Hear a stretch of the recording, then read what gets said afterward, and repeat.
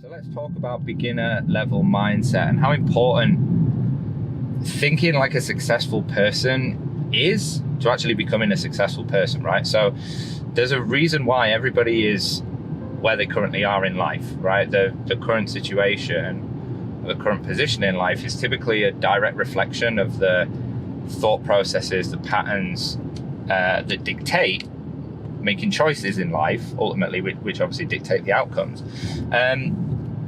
And after working now with going on close to about 700 expats, startup entrepreneurs, people who have never run a business before, have no previous experience in business or anything like that.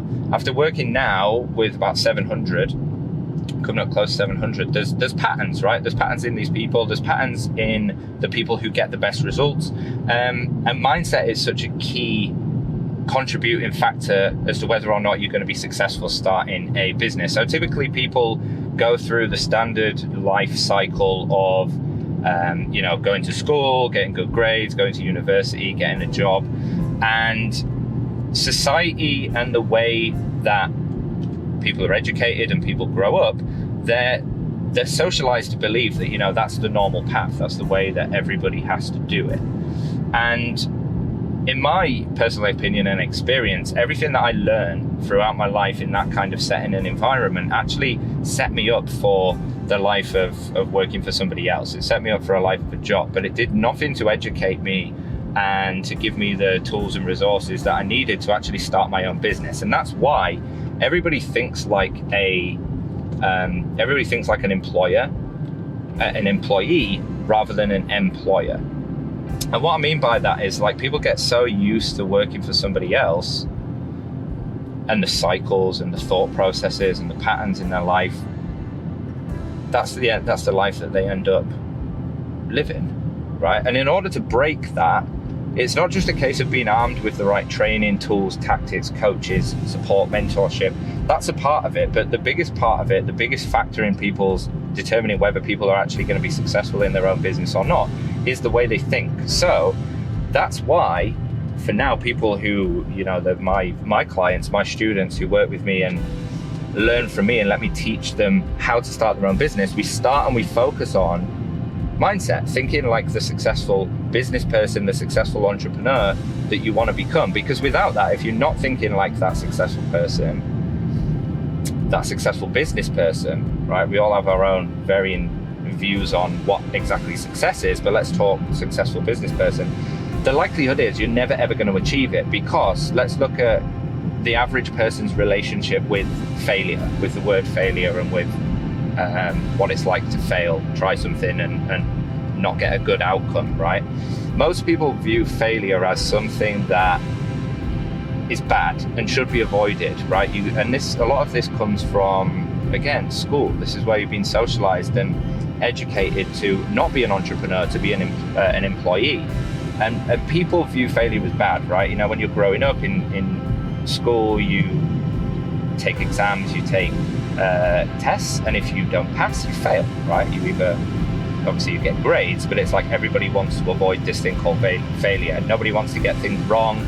You get bad marks if you get things wrong, and you're encouraged and educated that getting things right is the only way, and any other way is looked upon badly, right? So people grow up with this belief that getting things wrong and failing is actually bad, whereas in the entrepreneurial world, starting your own business, working for yourself, learning new skills, right? So you need to learn new skills to change, and learning new skills, the only way of learning new skills is to fail, right? Is to try and do something that you've never done before, fail, get it wrong, go back, start again, try again, right? That's what practice is. Failure is, in the words of Will Smith, failure is controlled practice, right? Or practice, sorry, is controlled failure.